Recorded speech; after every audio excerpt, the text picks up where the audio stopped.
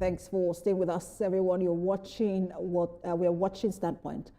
All right, the Yoruba Council Worldwide and the Nigerian Coalition Group have thrown their weight behind President Bola Ahmed Tinubu's economic reforms under the Renewed Hope agenda, urging the federal government to enforce a total ban on fuel importation and prioritize full domestic use of crude oil.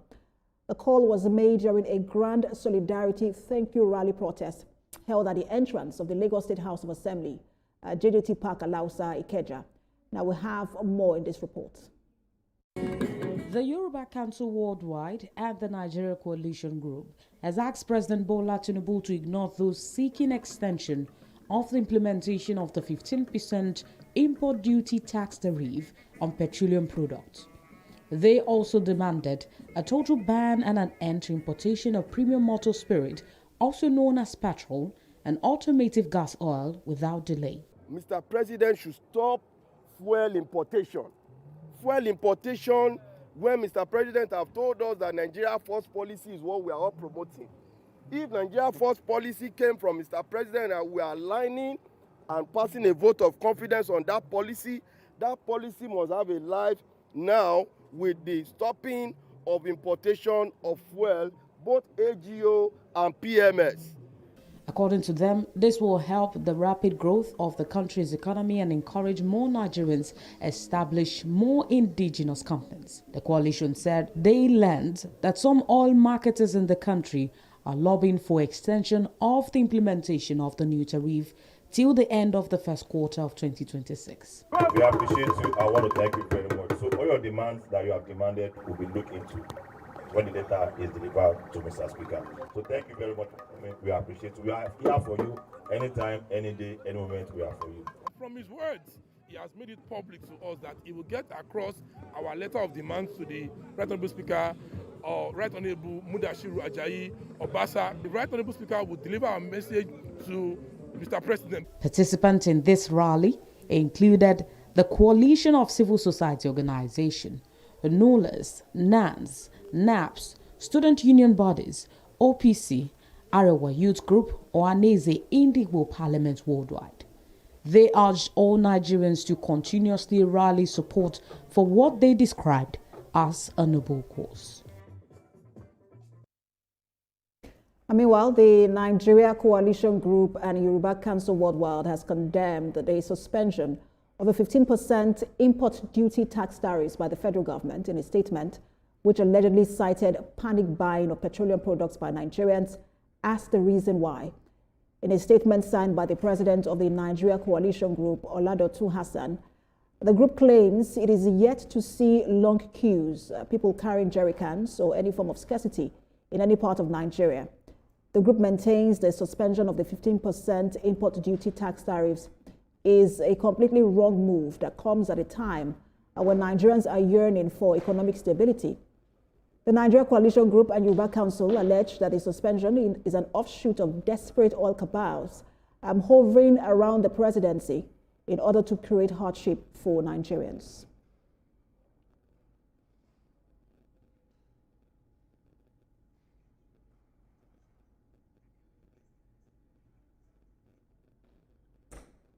Right, joining us to discuss this is convener, Nigeria Coalition Group, Oladotun Hassan. He joins us in the studio. Good to have you join us. Well, good afternoon. It's a pleasure to be in your program. Thank you. All right, so let's talk about this. You had a protest or a rally supporting the president, but then you released another statement not in support of the suspension of the 15% tariff on imported petrol. I just want to get your reaction. Why do you have, what do you have against that suspension? Well, we have to clarify that Mr. President meant well ab initio when he placed the 15% import duty valorem on all imported petroleum products. And in order to safeguard the local investment, local refinery, ensuring energy security, as well as independence, because we've always been subjugated, harassed, intimidated by IOCs, that is international oil companies, importing fuel into this country, and that has really raised a lot of poverty in our land. That is one of the reasons why we are paying subsidy. That is one of the reasons why our fuel is at the highest cost per thousand. We ought not to be buying fuel at 1,500 naira, but at the advent of Dangote refinery is 650,000 barrel per day capacity, which is the biggest in Africa, enough as a pride of our nation, is on ground to settle this old cost for us. And the only thing we advocated for is that this refinery is lacking in crude oil. This man has gone to invest. Why is NMPDRA, NMPCL, why are they denying this refinery is the required petroleum product? Dangote is not getting up to 30% of what is required. So he's underutilized. So what we requested for is let there be 100% of this refinery. Meeting up to 50% alone, that capacity is enough to meet our daily demand. As we speak, Dangote has the capacity. Have you seen the reports on our daily demand? Because yes. it's millions. Yes, our daily demand is not less than 60 million. Yes. Right, and then Dangote refinery only does 650,000. No, not the refinery capacity. Dangote refinery petroleum products has capacity of 100 million liters of oil per day. Its reserve alone, it has a reserve tank farm that can take us up to a year if there is scarcity or emergency. So for somebody to have gone a bit far ahead of our distractors. But have you seen the data coming from NMPDRA saying that Dangote, that refinery itself, can only meet 40% that is a blatant lie. Ab initio, when this refinery came on board, the number one enemy Dangote refinery got was NNPCL under Mele Kyari. They said the petroleum product from that refinery is unconsumable. But at the end of the day, NNPDRA itself do not even have a testing lab to know where all these are adulterated fuel they are importing into this country. Dangote has more capacity beyond those lies of those 40,000 they have mentioned, or 40 million. It has a capacity of 100 million.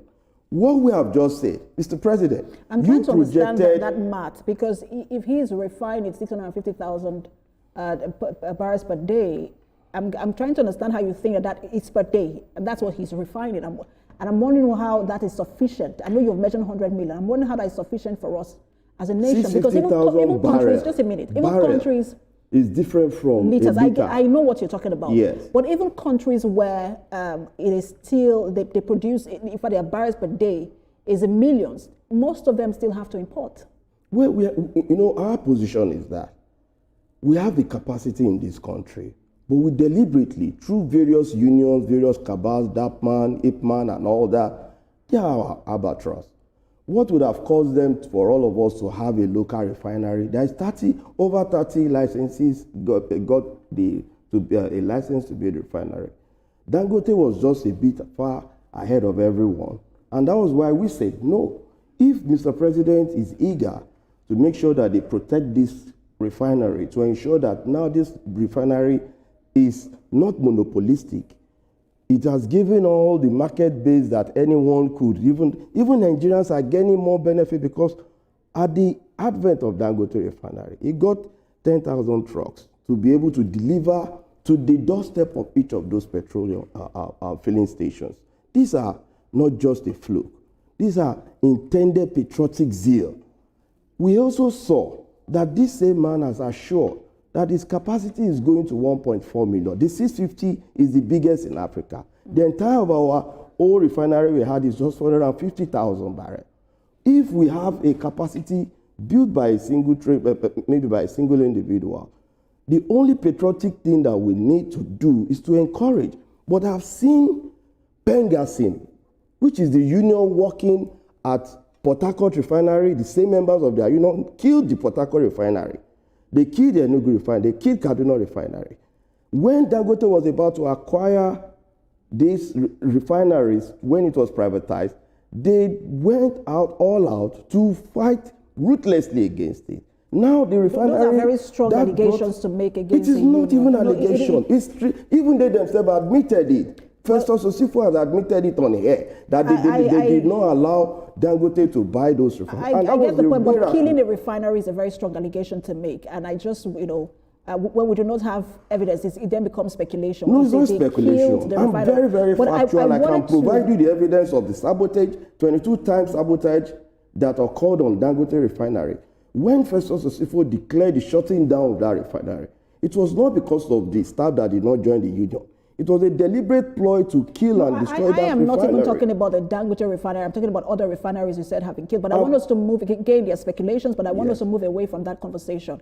I want us to talk about, if you've listened to the reason that the presidency gave, they said, look, they wanted to be sure that they have improved on local refining capacity before they now put in place this policy. I mean, doesn't that sort of make sense? And because people have also said that if you start, increasing the tariff at this moment, it is going to fall back on Nigerians, because if you're importing fuel at a particular amount, just a minute, if you're importing fuel at a particular amount, you cannot sell lower, right, than a Dangote refinery. And if you're selling higher, then what if Dangote is also forced to increase its own price? I mean, that price competition becomes a thing in the industry. How do you react to that? Well, in every economic competition is allowed.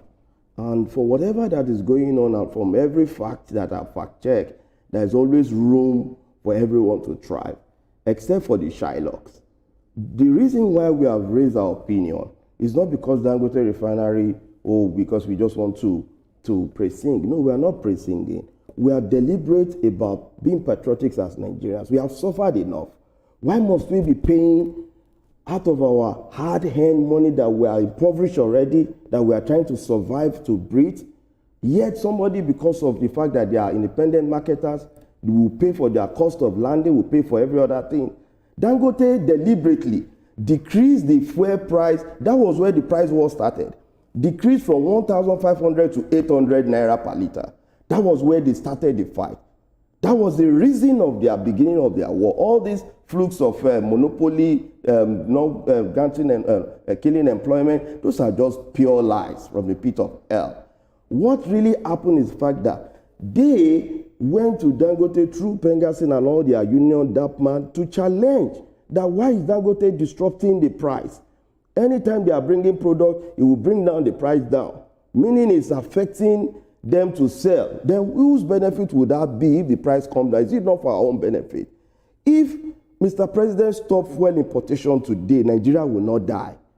The only people that will cry is the people that have been laughing for over 60 years while we have been dining in wanton poverty, because Nigerians don't need to be paying for subsidy any longer. If our fuel is being refined home, we have the best fuel at Mr. home. Hassan, I get the point you're making, but this is not an outright stoppage of fuel importation. This is just increasing the 15% import duty. It is not, government has not said they are going to stop. Hold on, the government has not said they are going to stop it, which means that for a lot of people, the fear is that it falls back on Nigerians to now pay more. I mean, I've listened to analysts who said, look, it is going to increase the hardship on Nigerians who are already going through a lot. It will even resolve all our problems. The highest of every fear we can have, and which we will really absorb the shock and we have come over it, is the removal of the subsidy. Nothing else scares us more than that. We've gone through the heat of the removal. Now it is time for us to benefit from the removal. And the best way we can benefit is for us to buy fuel that is cheaper at home. If these importers are more patriotic, all they need to do is to patronize the seller in your own village. Why do you have to go to abroad to import fuel and you expect us to pay for those excesses? Is that good omen for the country? Mr. President is just being too magnanimous to give them this extension till first quarter of next year, which we have condemned, because we know Mr. President in his deepest heart loved Nigerians, wouldn't want Nigerians to suffer. But the fact that the FIRS claimed that for them to administratively be able to meet up with the required process of ensuring the 15% work, it will take them time. If FIRS want to make it work today, they have the capacity. Nobody should push us to the wall because of satisfying some few cabals. What we are saying is the fact that give Dangote refineries required. You You're just like a hungry man. This person is wanting to work, and you are now denying him of crude oil. It took Dangote to be going outside the shores of this country to buy crude oil because he has been denied. That was a deliberate clog in the wheel. So let Mr. President issue an executive order first. Give Dangote 100%. Okay, if they say it's competition, let Dangote have his own required crude. If he's not given for free, he's to pay for it, the same amount you give to others. But let this forced policy, this Nigeria forced policy, Mr. President, initiated, that we should patronize local market. And that is the pride of any nation. America, as we look up to America, did the same thing recently, placed higher tariffs even to China to 200% on all their imported products. We got 35%. We are only just trying to do 15% for imported fuel products in order to protect the market at home. It's not that the government will not gain their money. If they so wish to patronize, so which should come first? Now let's look at this in the context of the chicken and the egg.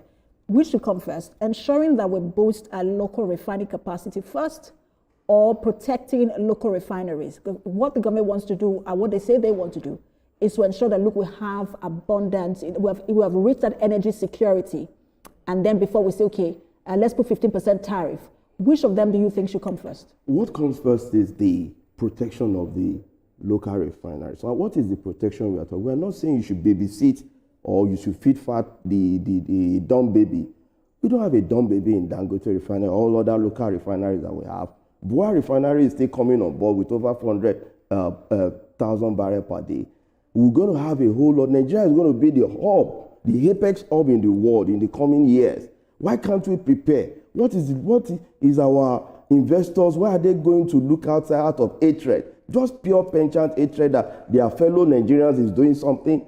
Why would they be using Pengassan to go and lock down a refinery that has not do you any harm because you demanded that you want to collect 50,000 naira for every tanker that is loaded out of Dangote refinery, and you demanded let them come to this place and tell me that they've never requested. We have documents to show 17 naira to be added on every fuel, in order which will come or not. That is Pengassan, the same union that comes through Festus Osifo to chant lies all over the world with wrong narratives that is monopolistic.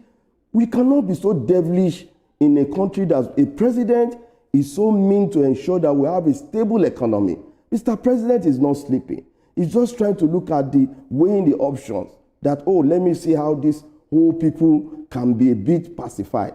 But I want to tell Mr. President, we have pacified our citizens more than 2 years on now. If the oil marketers to pacify for all of us to ensure that this 15% is placed on them, because they will not stop importing adulterated fuel. Do you know that under Mele Kyari, there was an imported fuel that got into this country that was never tested in any lab, and all of our engines of our vehicles, generators got knocked. Maybe you are not a victim, but I know some of your family or some relations would have been a victim. I'm a victim.